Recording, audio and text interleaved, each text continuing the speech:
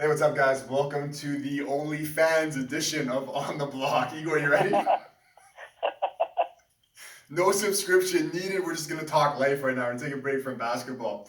Igor, what are we in? Week 3 for sure of the quarantine, right? Well, I think it's day 23, day 20. I've lost Who's absolute count. counting?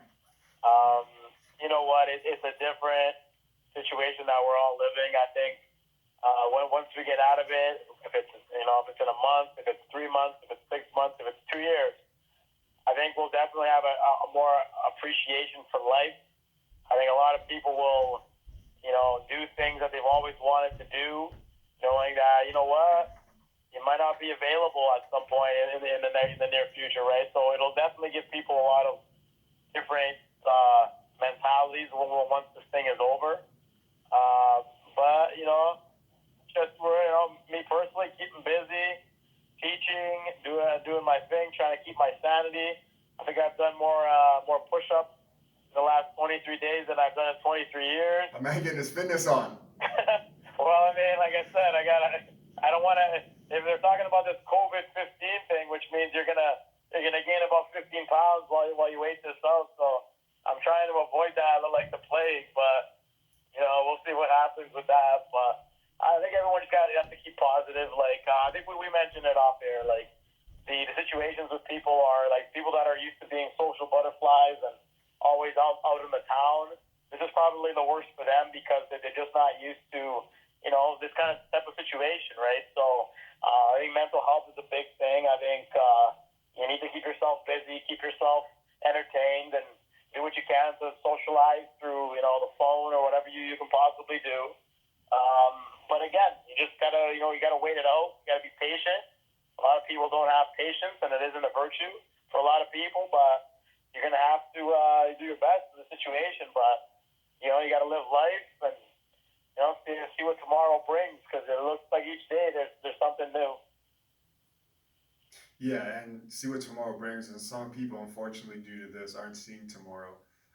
So we obviously want to let everybody know everything you already do know. Just stay home unless you really need to go out. I've pretty much been doing it, although I've been tempted to go out just to do like grocery shopping, and we're pretty much all on house arrest, right? This is kind of something different for all of us. And even they're making all these memes. What was there's so many. One of them was said something like, "When all this is over, I still want you to stay 6 feet away from me," and all this BS that's going on. But and all these introverts saying, "Oh, I've been waiting for this my whole life." Fact is, people making all these jokes, but I think everybody's getting kind of lonely. Even people that are living with friends, roommates, families. It's kind of tough on everybody. You Hey, agree? don't get it twisted. The repercussions from this will go a long time.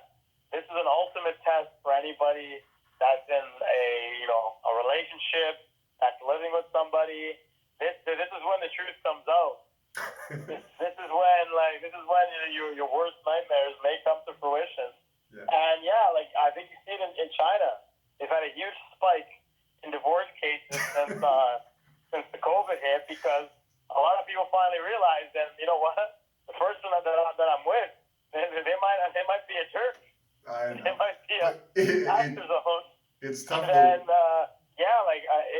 I've heard all the stories about unfortunately like domestic abuse is going up significantly, I didn't hear because that. again you're just in a situation where um, you're with the person 24/7.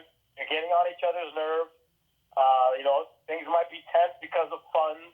How are you going to pay the rent? How are you going to do this and that? And then that brings out the worst in people. And then it becomes the survival of the fittest.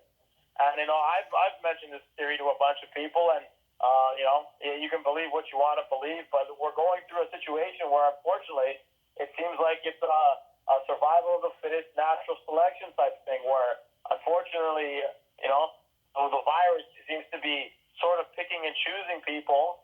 Some are able to fight it off and carry on, and then others succumb to it and die.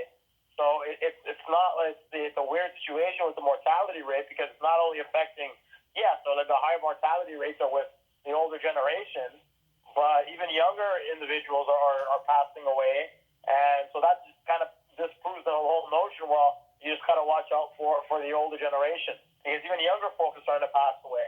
So it's a weird thing that's occurring in the world right now with this situation in terms of the virus because, like I said, on a case-by-case basis, you can feel absolutely nothing and be fine or, like, die. And that's like a real 0 to 100, like, Jersey, like, real quick type of thing. You know what I mean? It's a weird situation when it comes to the virus. Yeah, it's tough, and obviously the thing is not even just for yourself, but you want to make sure that you're not. If you do contract it, that's one thing, but you don't want to have it possibly have no symptoms and then give it on to someone else, whether that be family, friends, grandparents, whatever that is. And I'm seeing a lot of videos of people that are pretty much posting visiting grandparents or visiting friends. I had my little cousin's birthday, cousin's daughter. And some people went by the house and they're just in the window like waving at her kind of stuff because it's a different world that we're living in now. We're seeing a lot of FaceTime, Zoom meetings, a lot of things that people didn't do before really unless the time was necessary. And I've talked about this even with my friends. Like a lot of people, it's been whatever it's been, let's say 3 weeks. Some people don't even see certain friends during that time, but I guess just because they don't have that option, people are kind of feeling the need to have that maybe anxiety or reach out to friends and say, "Oh, I miss you. Let's do a FaceTime." When I've told you this even with my friends, I'm like, "Yo, I wouldn't have seen you during this time anyways. So don't be blowing up the phone trying to do a FaceTime with 10 different people, right? Like, come on." And even WrestleMania yesterday, which we talked about enough off air. We don't want to get into that too much because like we don't want to be here all day, but usually, me and a few of my buddies for the big pay-per-views, we get together and it's a big social event. We weren't able to do that, so we did have like a little text going on about that. But getting back to more serious things, the mental health is a big thing that I've seen, at least online, with people that are friends, whether it be friends or people that I don't know or people that I kind of know that are in, like the basketball or the sports industry, whether it be just going to games or, friends of friends. And people are making some vulnerable posts right now. I don't know if you've seen it. I mean, I haven't seen like a ton of the vulnerable posts, to be honest, in terms of, I mean, like you, I've seen most of people like memes and, the big fascination with Tiger King and all that other stuff that's going around social media. But I haven't really seen a ton of people post a lot of vulnerable things in terms of, besides the whole situation about staying at home. And, I mean, I did see something, and then this is the real sad situation is, so I did come to find that obviously you're going to see non-related COVID deaths during this time. And that to me is a sad situation because you literally can't even have funerals for people. You literally have a funeral, you have about 10 people can show up maximum, including family members, and they're basically when somebody passes away, you can't even give them their just their last rites or even like console some of the family members. You can't even touch anybody. It's a sad way to go out in that situation, and other things too, like whether it's much weddings being postponed and all this other stuff, which is also a bit of a status. But if you look at like even what they're doing in New York, where it's seemingly they're throwing bodies into a trailer, like a refrigerated trailer, at some of the hospitals. That's a sad existence. Yeah. Like going out in that manner in those circumstances, and then imagine like just being the person that's left behind. Like I think the post that I saw was like the wife was left behind to deal with the husband's cancer situation because he died, and like there's no one can console her. Nobody can really like give her a hug. No one can really do anything because of the COVID. Yeah. It's a sad existence. It really is, and I think that one kind of sparked a little bit for me. I haven't really seen a ton besides that, but like it's definitely a sad situation. I mean, I did see one where a bunch of kids who were claiming. I think the mother had 6 kids. She had cancer, had fought that off, but then her immune system was compromised. She got COVID. She died, and then the kids weren't even able to say goodbye to the mom. Had to do it through a walkie-talkie. So sad stuff like that. You see that kind of stuff, and yeah, it's just a really sad state of reality. It's just in general. So I think people should do their best to keep in contact with as many people as they can, and just talk it out and do what they can in these tough circumstances. That's what I was gonna say, leading to that when I said, like the vulnerable posts and all that. I think the best thing really to do, and we joked about, like I did a few minutes ago, about my friends getting together and you wouldn't see them anyways, some of them, because everybody's just so busy doing their own thing.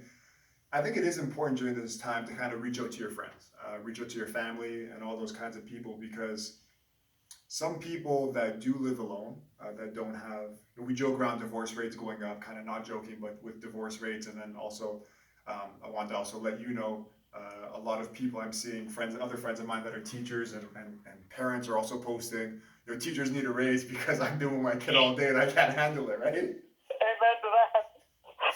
But getting on to more serious things, which shout out to the teachers as well for sure. You guys know what it's like to deal with all the kids all the time, especially the younger ones. Yeah, like I was saying, like reach out to your friends, keep in touch with them. We do, and most of our we share a lot of the same friends. Just good to keep up with people, and just make sure everybody's still doing good, mental health and all that kind of stuff. Because being cooped up in the house can, it doesn't seem like it's that big of a deal, but you're essentially on house arrest, and I think that the mind's kind of trained to, when you have options, you really take them for granted, like we all do. And then when you're kind of stuck inside a house or whatever it is, an apartment, a smaller area, everybody just kind of goes crazy. And that kind of really reminded me of people that, oh, I can't wait till I retire. And that's great because I don't want to get this taken the wrong way. But a lot of people, when they do retire, they kind of want to go back to work because they sit at home all day and they're kind of going crazy because they need a routine and something to do. Do you agree? I mean, that's a fair assessment. I think another thing we got to think about is now that we've all experienced some kind of house arrest or some kind of like confinement. I mean, it also really goes to show you, man, how tough it must be. And I mean, me and you have never personally been in there, but how tough it is to be in jail.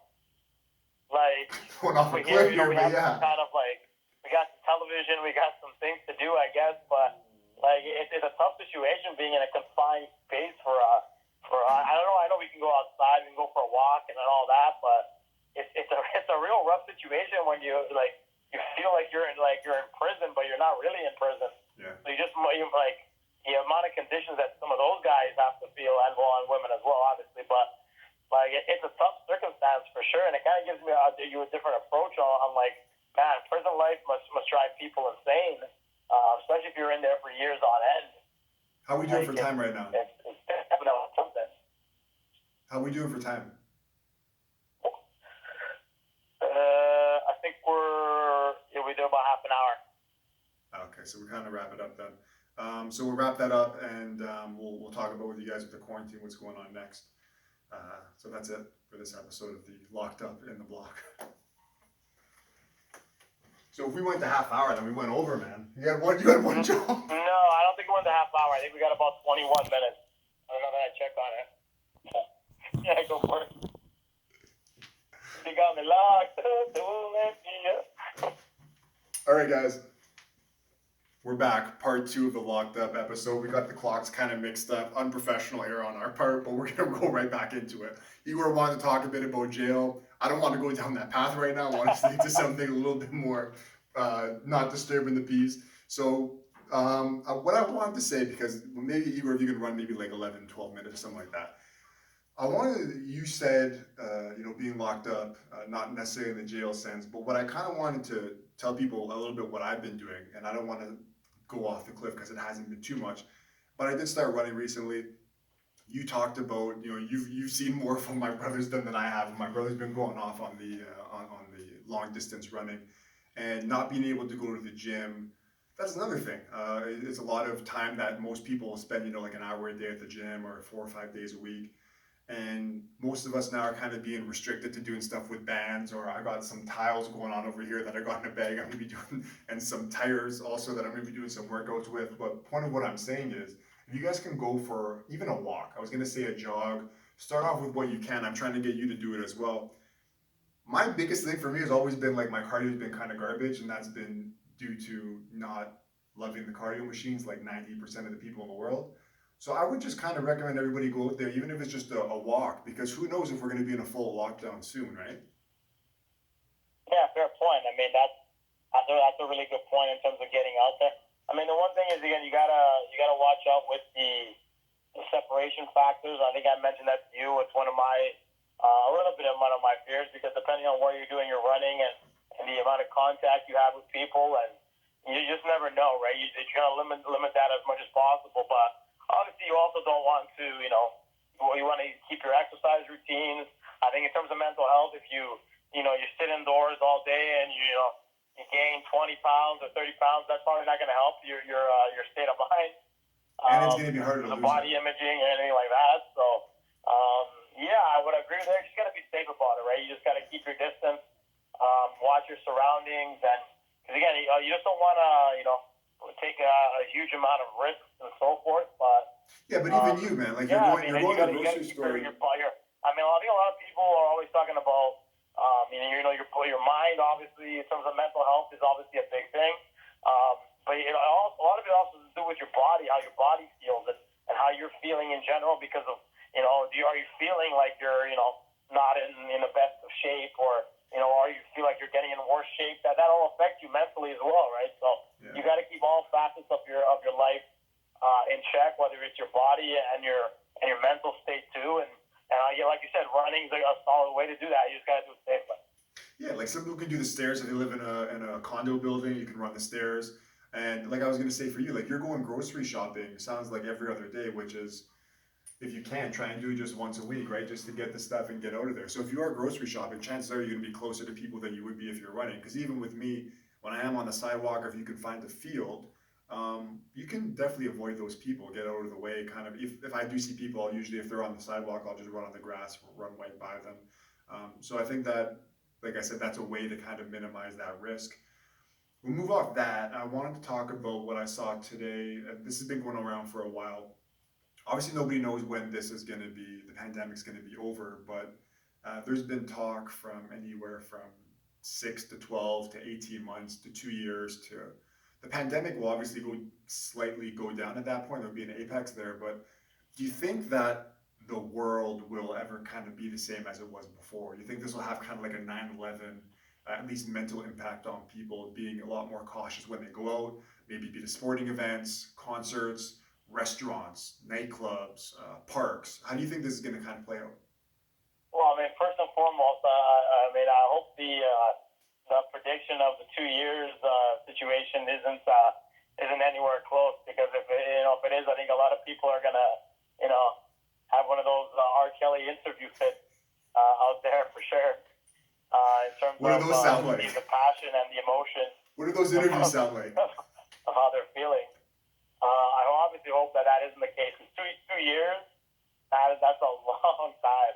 But they're saying 18 months, right? And then also for a vaccine, they're saying a vaccine will probably take at least close to half a year, 18 months. Yeah, I think a vaccine to get it tested and to make sure that it doesn't, obviously make people worse takes usually about 12 to 18 months. So you're looking at least a year. But like I said, I'm hoping that it doesn't come down to it. But I mean, you could potentially be right there. In terms of your other situations, in terms of the parks and will life ever be the same, I think people will definitely change the way they look at a lot of things. If somebody sneezes or coughs beside you, usually you just say, excuse me or bless you. Now you might just freak the heck out. It's going to definitely put a damper on the mentality of a lot of people, and it's going to take a while. I'm talking months, if not maybe even a year after it's all over. Because, I mean, we all remember the SARS thing, but the SARS thing never had us locked up to an extent like this, and it really never reached what the COVID has definitely done. And I think it's going to be ingrained in the minds of a lot of people for a long time. And yeah, it's can't go to the park. It's safe to play ball with your boys. That's what I was going to say too, right? Like I know that all that stuff. Like it's going to definitely have a lot of people thinking twice about what they do in their social lives. Now, the younger generation, whether it's our generation or the ones that are younger than us, like everyone still has this belief that they might be a little bit invincible. They're young, their bodies can handle it. But then there's other people that are going to be like, well, damn, like we got to be extra cautious. People with kids, you don't want to leave your kid an orphan, right? And things along that nature. So I think people will definitely be very much cautious until they're given the significant all clear, which could take a while. I think the situation yesterday where I think I mentioned it to you, where now it seems that there was a possible transmission within animals, and if animals can transmit it rather than just get infected by human beings, that's a significant problem in terms of any type of cure or keeping things contained. Now, obviously, there's been no proof that animals can be the individuals that can be like transmitters, but it's a problem if that ends up being the case, because obviously there's no way to contain that, and if the animals start going around and contaminating, whether it's sidewalks or whatever it is, people, because again, you won't know that your pet probably has it until it starts showing massive effects. Yeah, it's a huge problem. So will life be the same? Not for a while, man. It's going to take whenever this is done, it's going to take months or maybe even years to get back to where we were just like 6 months ago, which is insane if you think about it. Yeah, I was gonna say it's tough because I was even thinking about going to games, going to Raptors games like I do, and Bill Simmons was talking about on the podcast. Like, imagine you're at a game and then someone just starts coughing like over your shoulder or something, right? You're gonna be kind of worried. So I think that fear is probably going to take at least, in my opinion, 6 to 12 months for people to feel confident going outside, at least until like the vaccine's out. But that's going to wrap it up for this episode. Igor and Joe talking life, OnlyFans episode #1 for the On the Block podcast. And we're going to meet up with you guys soon and kind of keep you guys entertained. We'll see you guys next time on the block. They got it blocked up.